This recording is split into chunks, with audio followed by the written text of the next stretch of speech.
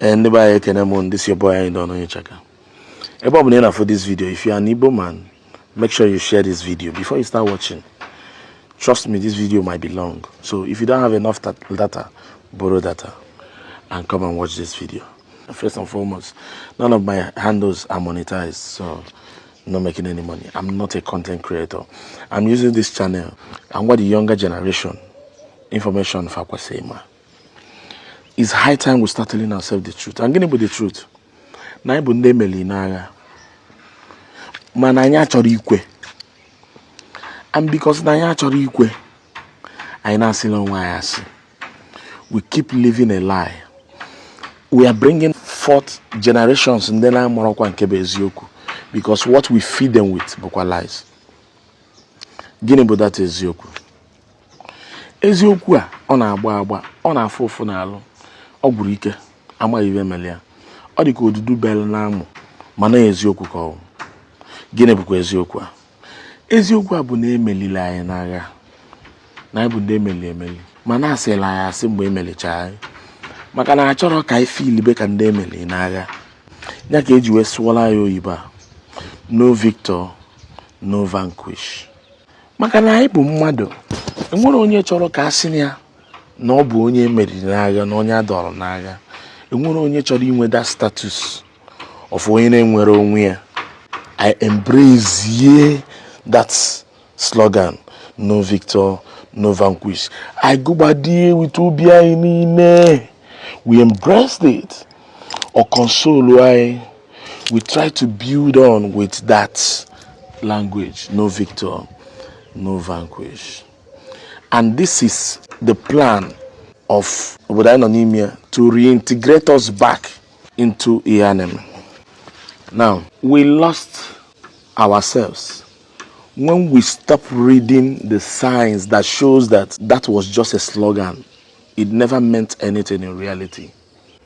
Somebody that told you no victor, no vanquish, closed all your accounts and all your assets when you get 20 pounds. This was done to you and not on the analog.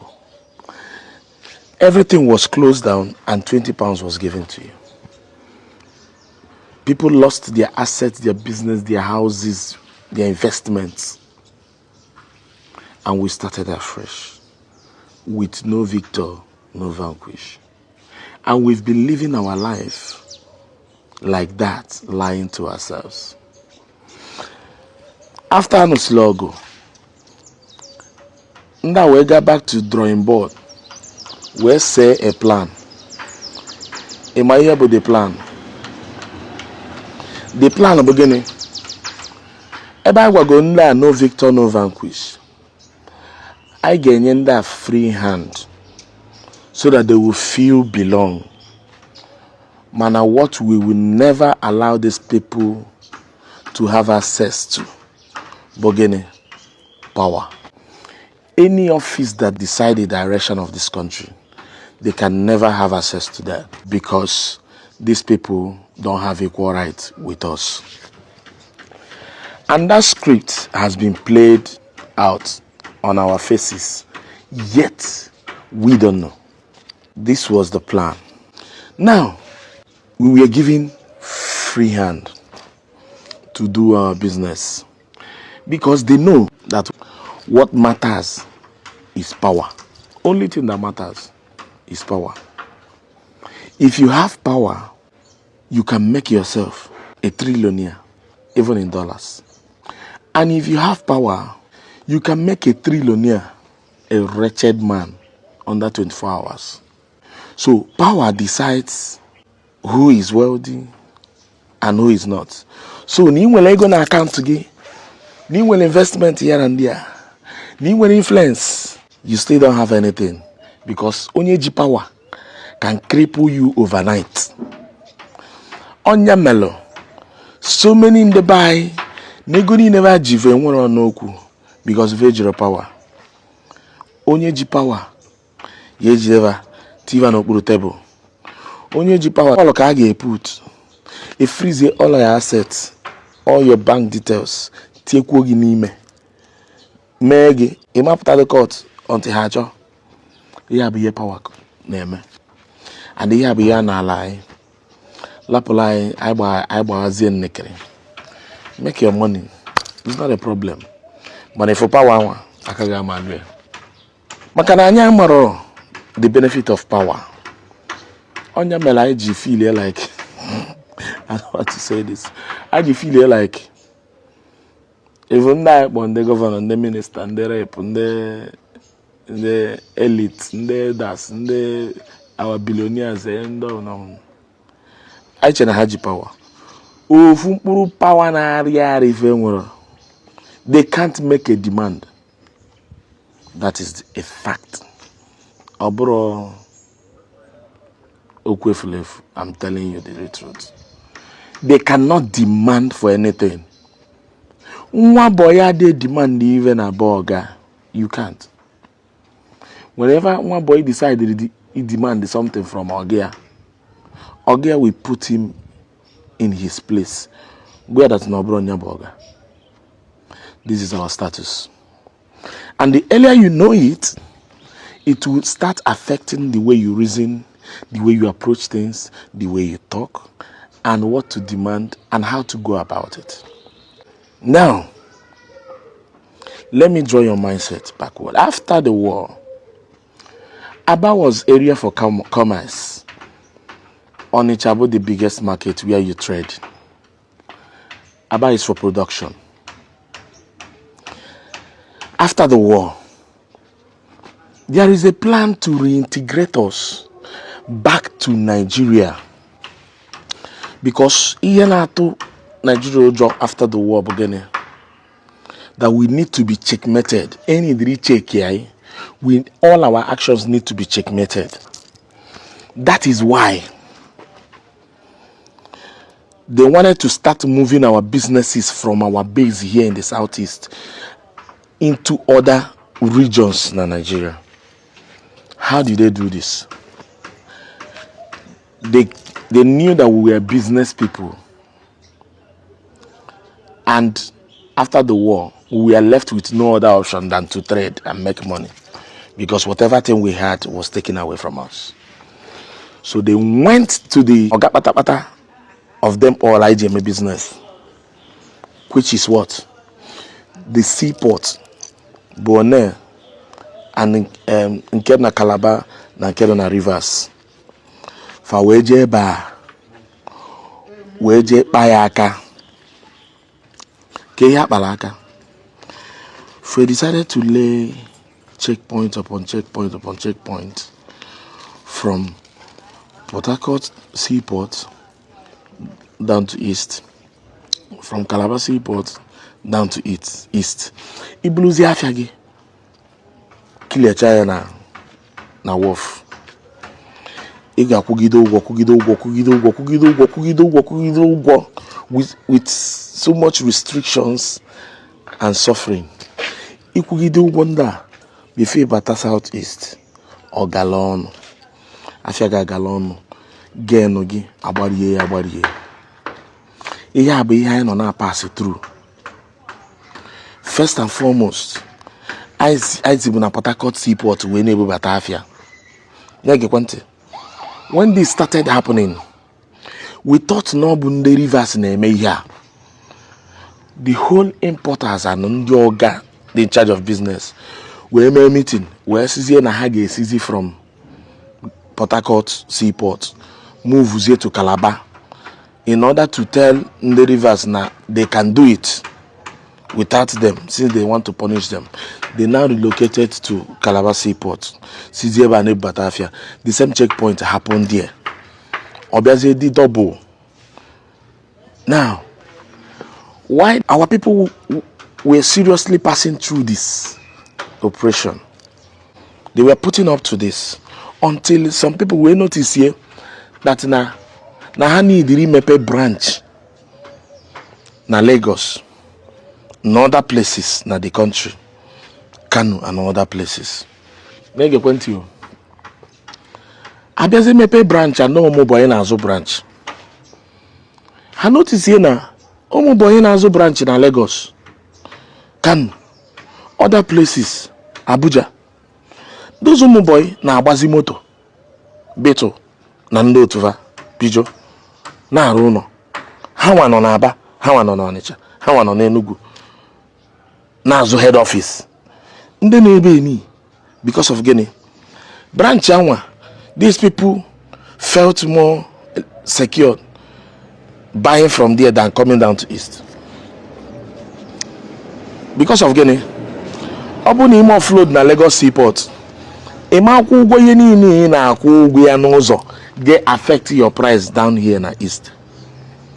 So ndị mmadụ a na-egozi na branch, ụmụ boy ya na-ebuba. So mgbe ndị ọga chọpụtara ya, ndị mana ọga chọọ ka ego efuo, ndị ọga wee sizie ụmụ boy ha natazie na east ka ha nwa tọnụzie branch to head office. Before we knew what was happening, and this was the script I had there and played by it in order to move our businesses and move us from our zone to reintegrate us back. Maybe investment, because Hammer, that now most of our assets we lost it after the war, and now invest outside again. So they used this business and dragged us back. By we never na-azụta ego, anyị na-arụ shop, na-arụ plaza, na-arụ ụlọ for rent. Before my name, all our assets went back into Nigeria. Before my name, those things I went, abruzi ihe ji checkmate ya. Jonde no na Balogun Tata and then na trade fair. Ikusi okwu ike, agbachie the trade fair, agbachie Balogun. I shot war down. The way they wanted to be checkmating us, and this is the master plan. Again, one oku, just play by the book. You don't have the right to demand. Achutuku, former governor of Lagos State, Mboku Loku, that again, no choro ke wenka karapi boku afa. Awe chutu emunu unchado Lagos mo enneku. Iji that again, you are not expected to demand for anything because of your status as somebody that doesn't have the equal right. And because now our generation don't know this, that is why when we make money, we will invest into that places, help our region. We decided not to be wise like the Yorubas and like the Hausas. I na fotas nduche ha na-ezu hezu. Na Hausa man ga-ebulu ute ya bulu ihe na bịa na region anyị na-eme business, na-ebunatala ya efi, na-ebunatala ya food stuff. Mana ọma nwe plaza or ya nwe shop na east ya. Ego niile o mekiri obodo ya na befa. Because gịnị? Ọma that na region a or trust to her. Mana anyị nwa I trust our region, trust our region now, because I feel like I can watch uche ejeme business, and because na nyamara our status. If we really know our status, whatever thing we have and own will be found in the eastern region. Eastern region, abroad, so you got Niger Bridge, eastern region, even my Delta region, rivers and all the eastern region is a lot safer than ebe ọnọbụ. Ibụla ọgaranya gị, ihe ọhụrụ ọsọ gị mee ebe a, ị chọrọ ime into real estate, ị na-eme ebe a, ị na-eme ebe a, mana ya mara na real estate ọ na ị na-eme ebe a bụ this focal point, maka na ebe a ka ị ga-enwe security, ebe a ka ị ga-enwe security. And ọ bụ na anyị develop southeast dị sharp, infrastructures and so many things are all southeast. If we're going to any bargaining cheap package in Ghana, they're going to southeast buy it. Or the cable money nebi. Or the cable money nebi. Maluka malonat na. Guys have not mba abroska kwa deketa. Now we want to know. Found gold, found uranium, found or found yeni ne. So found we bargaining cheap. Have we maximized the potentials I were here in the southeast? None. Ihe mere nwanne anyị bụ Maazị Nnamdi Kanu. Maazị Nnamdi Kanu ji onwe ya wee kụziere gị your position na this country. Ụfọdụ sị na no o ji onwe ya ka ọ draw your attention of the international body mba. Ihe mere ya bụ ka ọ gwa gị your own position as onye Igbo n'obodo a, so that you stop making unnecessary demands, so that you don't lose yourself in search of yourself, so that you will know how the law and how the country sees you and know how to move.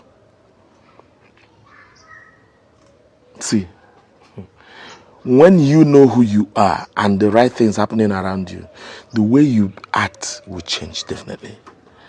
The way you behave will change definitely. Come here, whoa. You use your number 6. Number 6, wisdom. Is profitable to direct. Wisdom.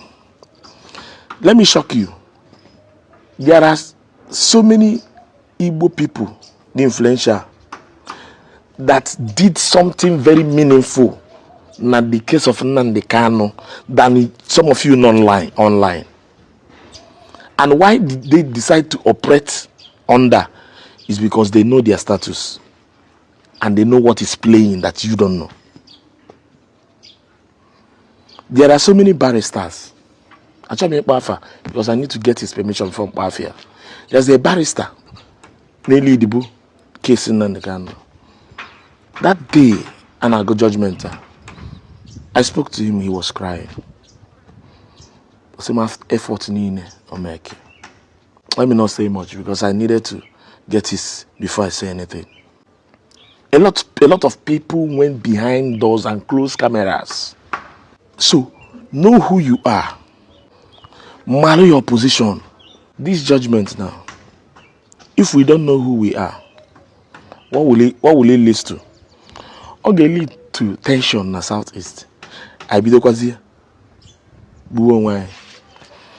Kaisa drag our elders, our chiefs, our kings, our people in the government. Some are very, very, very.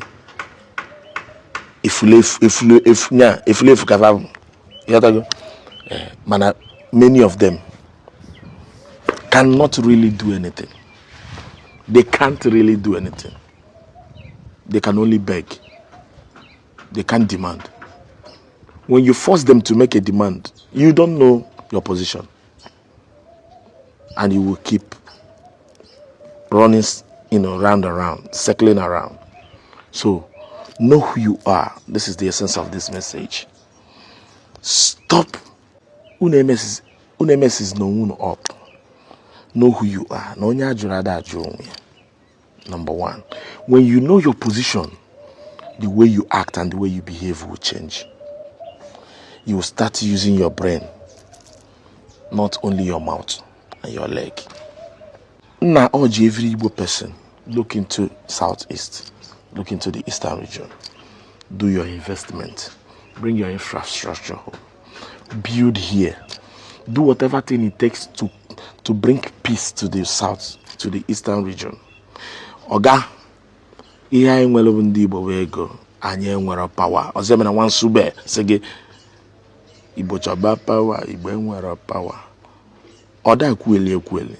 And you da chọ power by here na you can use your 6. Your number 6 ki geji we. I wish I could say a lot, but this video took too much. Yadaba.